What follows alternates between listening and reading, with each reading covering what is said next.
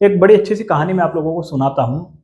एक 7-8 साल का बच्चा था और वो रोजाना गुरुकुल में जाता था। उसके गुरुजी जो भी उसे कार्य देते थे वो घर पर जाता था, और जब आता था तो कार्य वो पूर्ण करके लेके नहीं आता था। उसका पढ़ाई में बिल्कुल भी मन नहीं था।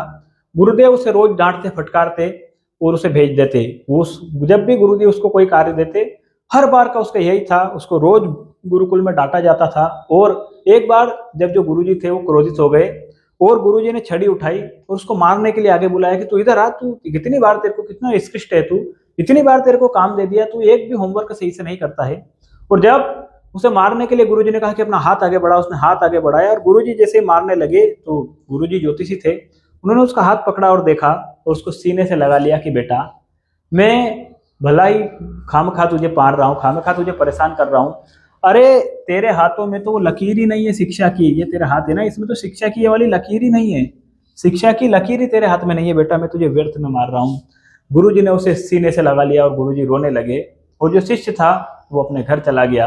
और उस दिन उसने ठान लिया कि मैं अपने हाथों में अपनी शिक्षा की लकीर खुद बनाऊंगा। दोस्तों, उसने इतना भ्रमण किया, इतना सर्च किया, और वो एक बहुत ही महान वैज्ञानिक, बहुत ही महान दार्शनिक, आप उन्हें कुछ भी कह दीजिए, संस्कृत व्याकरण के बहुत बड़े प्रणेता वो बच्चा जो था वो बन के उभरा। और उनका नाम है आचार्य पाणिनि। आचार्य पाणिनि उनका नाम है, आचार्य पाणिनि।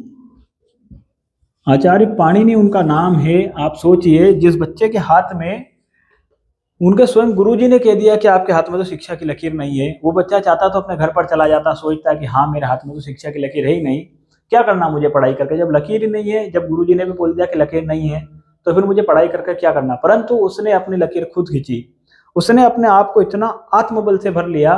उसने वो निष्कृष्ट काम नहीं किया जो समाज में बहुत सारे बच्चे कर लेते हैं।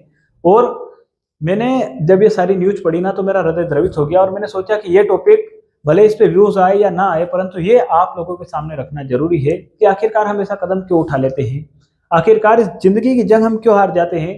जबकि इस बात को समझ लीजिएगा कि ये जो संसार है ना, इसमें हमें ऊपर वाले ने जो भेजा है ना, वो मुसीबतों से लड़ने के लिए भेजा है। हर व्यक्ति अपना एक खुद का योद्धा होता है। और यदि आपके सामने कोई मुसीबत आई है ना तो उसे सही से फेस कीजिए, अच्छे से फेस कीजिए, और डट करके उसका सामना कीजिए। बोलिए कि हाँ, तू यदि मुसीबत है तो मैं तेरा बॉस हूँ, मैं तुझसे बड़ा हूँ क्योंकि तू मेरे सामने खड़ी है।